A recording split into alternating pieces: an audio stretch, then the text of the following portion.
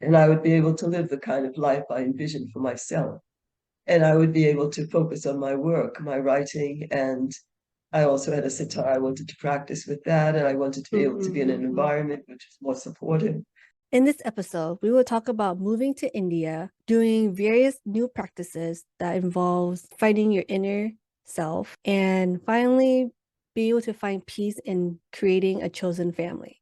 We'll dive right into Barbara Briggs' courageous story, where she moved from the United States to London and now calling India her home. Be sure to listen in for all the details. Hello, my wonderful beasties. It's Tina, your host. Welcome to the Courageous Inner Beast, the place where you just charge up with courage by calling in your inner beast. Today we have Barbara Briggs. Hi, Barbara. Please introduce yourself. My name is Barbara Briggs, and I'm a writer, and I have a podcast on called Essence of Life. I also have a YouTube channel called Living Wisdom, Barbara Briggs, and I'm a teacher of transcendental meditation and a certified consciousness advisor. So I've been writing articles for many years, and I enjoy giving interviews on various aspects of spiritual life. Thank you. Thank you. Thank you for sharing that.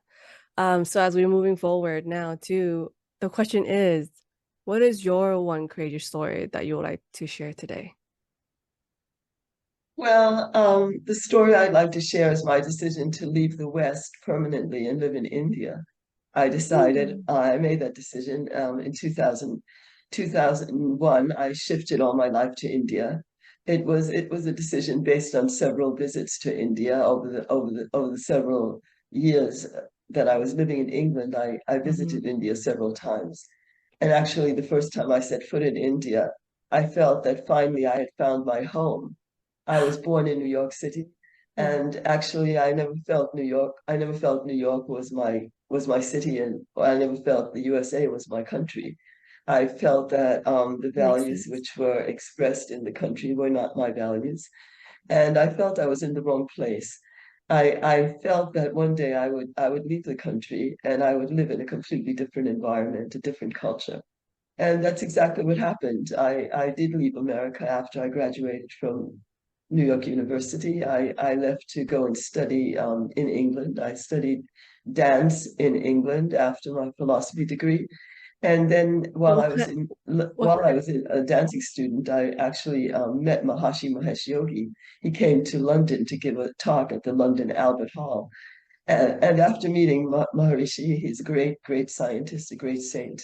I decided to go to Switzerland and become a teacher of transcendental meditation. ooh, After that change in my life, I became much more aware of the Vedic tradition of knowledge, the tradition of knowledge that has its roots in India and the great spiritual wealth of India.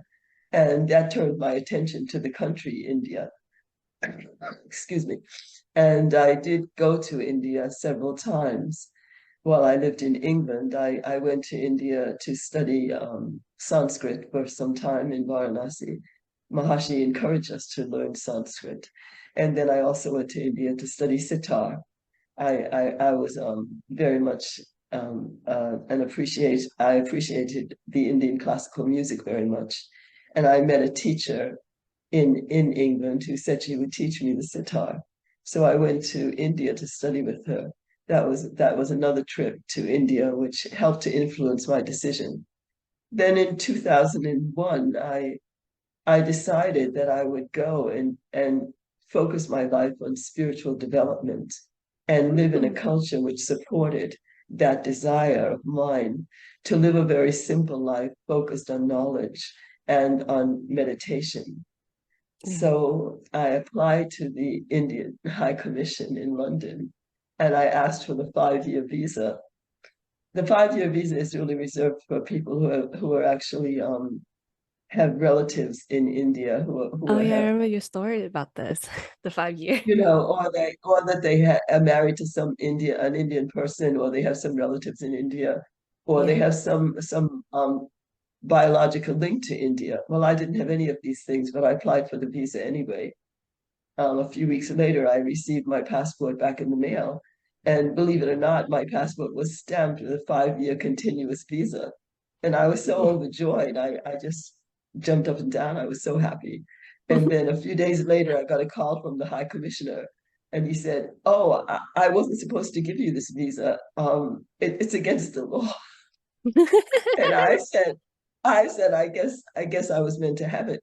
And I'm going to India to for my spiritual life, and I want to focus on meditation and knowledge. Is is there a was there once they gave it to you, once they gave you the passport, was there a way for them to re like take it back or rescind it? Because it No, was I think he just wanted to know who it was he actually gave it to. He wanted to have some ah contact with the person to make sure mm-mm. that it was a right thing to do. But once he spoke to me on the telephone, he realized that I was very sincere and that I was going for a very noble cause. And Yeah. then he said to me, "I hope you have a wonderful time in India. I hope you really enjoy your time there." And I said, Mm. "Thank you very much." And he said, I think it's God's will that you're meant to go. I said, I think it was God's will that I was meant to go. Yeah. And being Indian person, he agreed with me. He felt it was also God's will. Indian people are very aware of these types of things.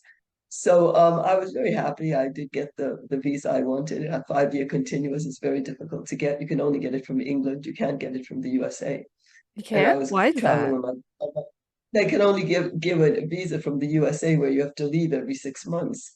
You can have 5 years, but every 6 months you have to go out of the country. Whereas in England, they can give you the 5-year continuous where you don't have to leave the country at all for 5 years. Wait, so it's you stay in India, but you can only stay there for 6 months and then you gotta leave and then you come back, No, you you said? have to go out of the country, like go to Nepal or go somewhere else and then come back in Every six America with, months. yeah, Every Oh, and for that's that's that's real. England, it's 5 years. You can stay there for 5 years continuously. Like you said, you don't have to go Yeah, anywhere. yeah, Oh, exactly. okay. So for me, it was much better for me because I didn't want to travel out of the country every 6 months. So I You're like, was I don't really need to do happy, and that. and so I did. I shifted all my luggage. I sent all my possessions by ship, by boat from Yeah. London, and the shipping company took care of it. And 3 months later, it arrived in Delhi. So I did. I made all the preparations, and it was a decision that I made. I just felt that it was the culture that would support my desire, and I would be able to live the kind of life I envisioned for myself. And I would be able to focus on my work, my writing, and I also had a sitar. I wanted to practice with that, and I wanted to be able to be in an Mm-hmm. environment which was more supportive. And I wanted to be able to live without having to think about money all the time. Whereas Yeah. in the West, you always have to think about how expensive the food is, how expensive the rents are, Oh yeah. and Especially, whether well, at you're least in New living in a York it is. It's like that. well, of course, yeah, of Yeah. course. So in most of America, I think. So, and you always have to be worried about the purity of the food. So Agreed. I wanted to be free of those constraints. And so I did make that decision and I did move to India. And basically now I've lived in India more than 20 years. I have gone back after my 5-year visas expired. I went back. I have had two different 5-year visas. And now it's been over 20 years and I'm still in India. I've decided to yeah, So amazing. I I've love decided it. to stay here for the rest of my life. So Like, anyway, like yes, India is like everything's your fine. India is your home. You knew it the Well, moment. it is. It is my home. I feel very comfortable with the people. I can read and write Hindi. I'm not that fluent because I spend so much Ooh. time working in my room on my books. Yeah. But it's a good place to live. Everything is so inexpensive. I mean, the food costs hardly anything. And now they have organic farmers markets. You can get the food organically in it, quite easily. And people are so friendly in the shops. They're so friendly. They're so helpful. They always want to help you out if you need anything. And basically, it's a good place. It's a good place for me. I feel quite happy here. And I have no desire to go back to the West at all. Yeah. So I've had a lot of support for my life and my work. and I'm very satisfied with that. How did thank you. It's honestly, thank you for sharing that, Barbara. It's an inspiration of like what you knew what you wanted, you knew what you needed, and also spiritually too. Decides like, I want to follow what my heart wants, what like feels good for me, and you're deciding that to pretty much pick up your. I mean, you have to renew it every 5 years, but pretty much picking up your bags, and now India is your home. I'm curious about family. So I know, of course, like you created your own family in India now, right? But I guess actual like mom and dad, siblings, extended family, like blood related. How does that when how did that come about until now, too? Well, when I left for India, my father left a family when I was very young, and I never Mm-hmm. saw him again. As for Yeah. my mother passed away many years ago. Before I left for India, my mother had passed away. She Mm, had a stroke, and she was no longer alive when I made that decision. yeah. My mother knew even when I was finishing university that I wasn't happy in America, and she actually thought maybe I would be happier in Europe. And so I did go to England to live after I graduated from university. As for my siblings, they're so involved in the business world in America. Believe it or not, they've never called me even once in 20 years. Oh. I hate to say that, but it's true. And they hardly ever write. One of my sisters is like a top executive in Accenture, and she's Mm, never called. And she writes to me maybe once a year. And basically, nobody in my family really communicates, hardly at all. They just mm, have their own life. It's totally different than my life. I did initiate a few members of my family into meditation, but they didn't continue. Though they yeah. had good experiences at the beginning, they didn't continue the practice. And they know that my life is completely different from theirs. And they've gotten used to me not being there. And there's my life is just my choice. Mm-hmm. And I think they realize that my choice is not to live in America. And I didn't have a close relationship with anyone other than my mother. And when my mother passed away, I knew it was time for me to move on, and there was nothing holding me to America anymore. So because my brothers and sisters don't have not communicated with me hardly at all these years. There's no real bond that's been broken. It just wasn't there, so it Yeah. didn't have to be broken. It simply didn't exist. So I feel very happy with my life, and I have my guru bhais and guru bens. That means sisters and brothers in the spiritual movement that I'm in. I have brothers and sisters in that movement that have known me for many, many years. And when Mm-hmm. I meet them, I feel a much stronger bond of friendship. And I feel that my desire for friendship, close friendships, is fulfilled by the people in the movement, in the spiritual, in the transcendental meditation movement. Yeah. And I feel very happy with that. And they appreciate my work, and they like me to interact with them a lot. I have 3,000 friends on Facebook as well. So everyone's calling and asking to be my friend on Facebook. So soon I'll have so many that I won't be able to take any more friends. So nature has fulfilled that nature has fulfilled that desire in quite in quite a large way. So Yeah. yeah. It's yeah, it's different once you realize like you mentioned about being close with your mom, but then with your sibling, not as much. And then moving with the brothers and sisters that you made in India. And then I forgot what were they called again? You said it was a specific term you Guru mentioned. Ben and Guru Bai. That means they're Guru spiritual Ben, brothers and Guru Ben, and Guru Ba. spiritual brothers and sisters. Guru Yeah. Bai is brothers, and Guru Ben is sisters. Sisters. Uh, Ben is the sister, and Bai means brother. Ben is for sisters, Ba is for brothers. It's good to know that. I remember put it in my mental note if just to have to learn. Um, I know you mentioned about like also learn the spiritual practice of, I think, SAR. I is it Transcendental meditation. meditation? I'm a teacher of transcendental meditation, and I learned transcendental meditation in England while I was there. How is it now? But Transcendental meditation, as taught by Maharishi Mahesh Yogi. yeah, how long have you been doing that, and how is it now too? I'm just curious on that. I've been doing it for many, many, many years, more than 30 years. 30 years. I met Mahashi, as I mentioned, in London, and it's a wonderful practice. It's a simple, natural, effortless mental technique which allows the mind to settle down to its state of least excitation, and one experiences the state of unbounded awareness, awareness free from all boundaries. It's a state of pure consciousness. It's the awareness of who we really are, the awareness of the self. And it really is a state of infinite peace and deep, deep sense of inner happiness and a sense of freedom from limitations.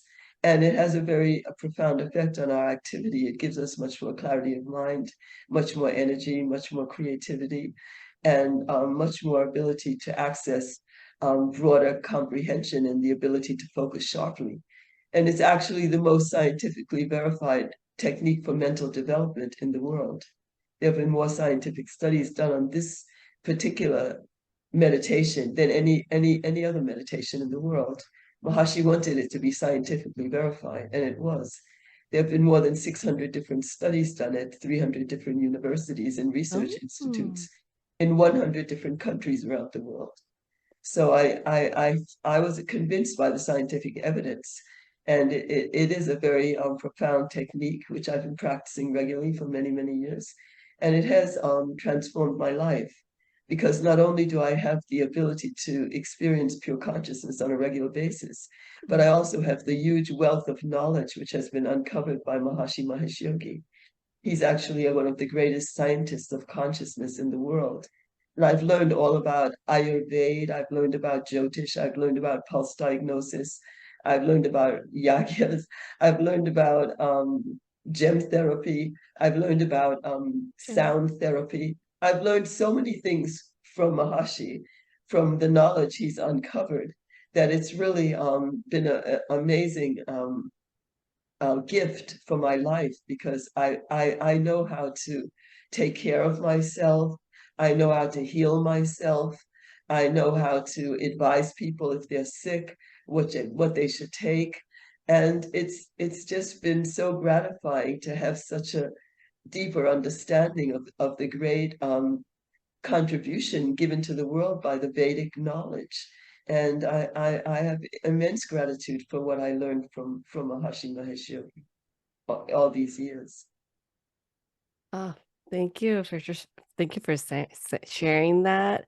It's still for me, it's like kind of like it's hard for me to sink in because I think there's a lot of like I don't completely understand, but then like just hearing you say it, and I know it's been that you've been doing it for many years now, but still the energy that you're bringing out from that, I can feel the lightness. You are smiling here and there, like there's so much gratitude that you have in this practice that you've been doing for so long. And like of course, I don't know his full name because but the person that Tash how do you Maharishi, Maharishi, Marushi. yes. Yeah. And so just yeah, it's just I'm hearing it, I'm just listening to you and hearing you, the impact that he transcend to you, transcend. He literally, yeah, there's just no words for that. How did you also,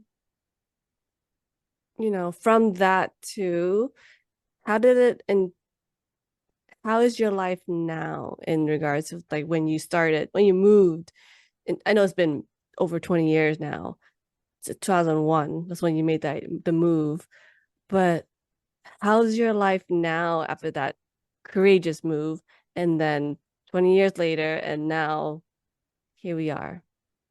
Well, now my life is much more fulfilling because the one of the main reasons is because I'm doing so many interviews with people from all over the world now. I have so many requests for interviews, and every month I have several interviews, and they're from people all over the world, Ireland, England.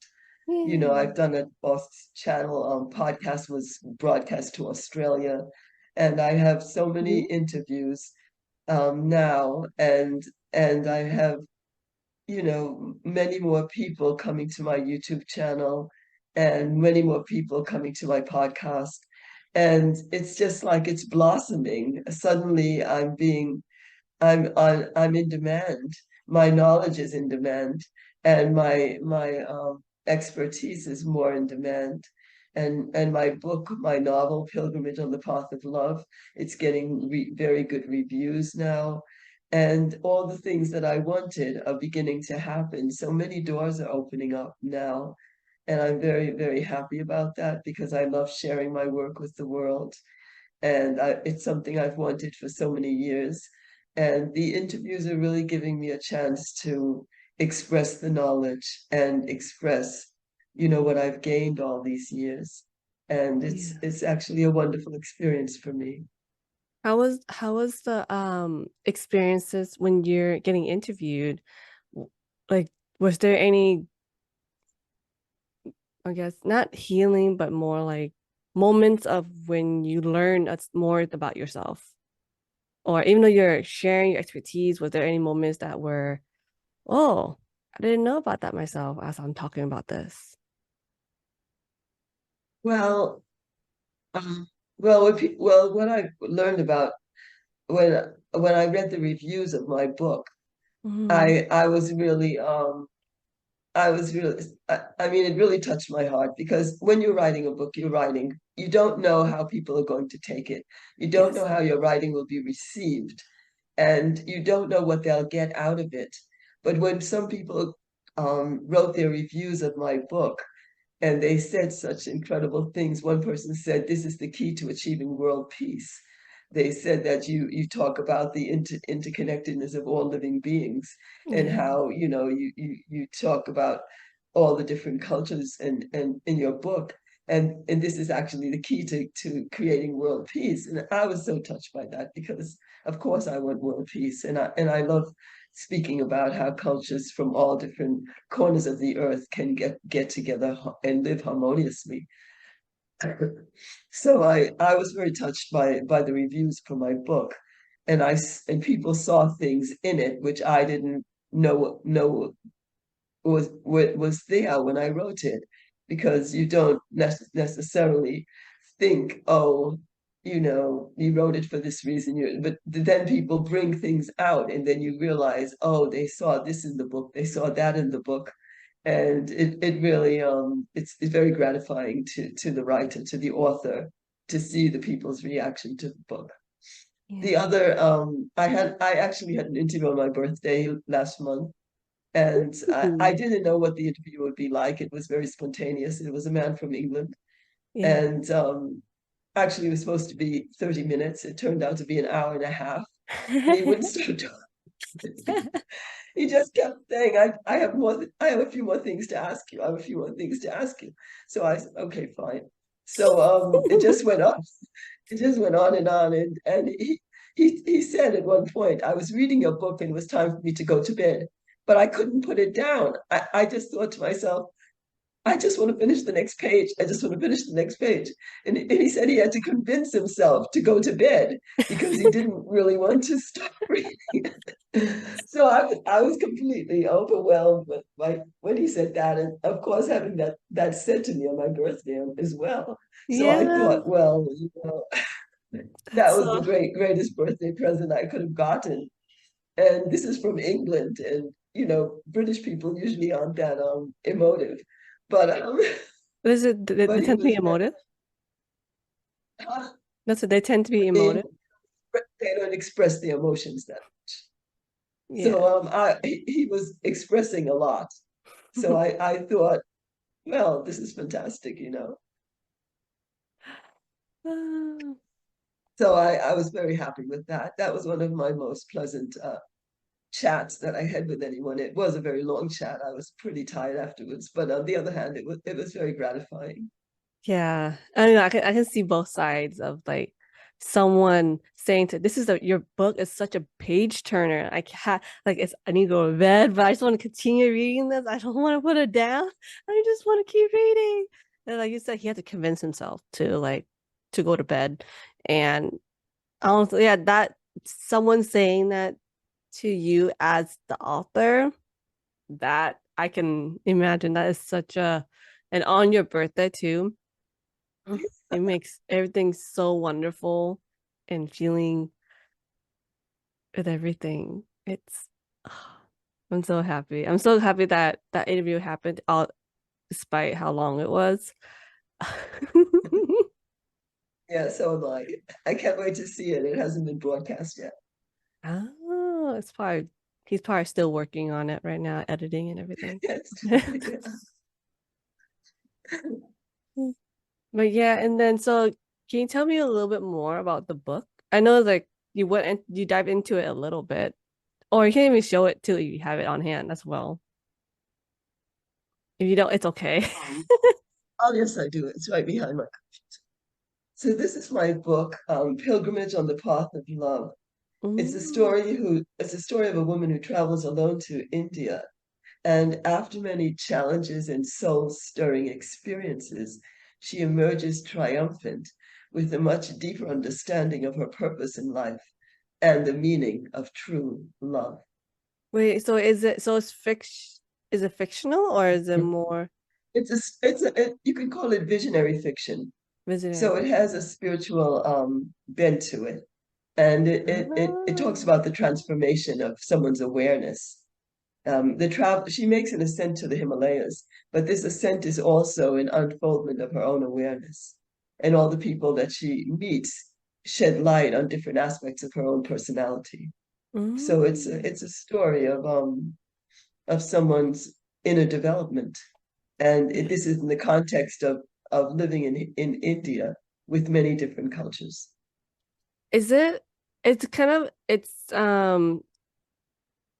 perpendicular to your life, even though it's visual fiction, is it perpendicular to your life in a sense of moving to India, learning how Yeah, everything is? it is a reflection of my life because as an author, especially this is my first novel, one always integrates one's own life into the book. Yes. So Yeah. it's very descriptive and it does reflect my own life in many forms. But I wouldn't call it a memoir.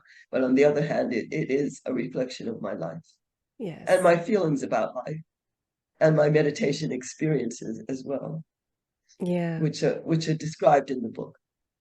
Okay. Thank you. Thank you, Barbara, for just sharing your knowledge, sharing your path, sharing everything. And I'm so thankful for just hearing your story of it's been a while, of course, while, but even so, even right now, like I said before, you're glowing in the terms of like you're the path you made is where you are now and you're like so happy you made this decision for yourself, with as your mom being your closest and then not really talking to your siblings, you made this path for yourself and you're feeling fulfilled at this moment in your life, like you said, going on other podcasts, interviews, and just having your own podcast and creating your own book. That's like all fulfilling stuff. And I'm just like, there's no words for me to even, I'm just speechless because that's how I am. Sometimes I don't have words and I just like make a lot of sounds because I just feel so good for you. Anyway, um, if you, so as we're segueing to the end right now, with your knowledge, expertise, your experiences, and your story, what is one takeaway that you would like to share for us? I would like to say to people they should follow their inner voice, be guided by their heart. If they want to do something, if they really feel a strong desire to do something, just go in that direction and see how if nature supports. Just see what the what the response is from the environment. You can never know unless you try, and you can never know unless you start moving in the direction. And let it be something that makes you really happy and brings great fulfillment to your feelings about life. Because whatever makes you really happy will tend to make the world more happy as well. And what we want to do is spread more joy in the world, spread more love, more joy, more peace. And if you're feeling happy and peaceful and fulfilled inside, you'll be radiating that into the whole collective consciousness of the world. So follow your heart and follow your inner guidance and move toward that which you really truly desire. And that's what I wanted to say. Thank you. Thank you. Yeah, like the first sentence you said about follow your inner voice. Yes, once you follow your inner voice, everything, like you said, will follow through of creating peace for yourself, creating the environment that you're in, and also having people or anything gravitate to you. And the things that gravitate to you will bring you peace and joy in life. Exactly. And so Exactly. thank you, Barbara, just for being here. And also, thank you so much for just joining us. We really appreciate it a lot. It was my pleasure. It was my pleasure. And thank you for the interview. I enjoyed it very much. Of course. Thank you. Thank you. Thank you, everyone, for listening in and just joining with us. If you enjoy our conversation, please leave a review wherever you're listening and look out for new episodes every Tuesday on the Courageous Inner Feast. Thank you for listening in. If you enjoyed this conversation and would like to know more about Barbara Briggs, please look in the show notes for more information and for the links.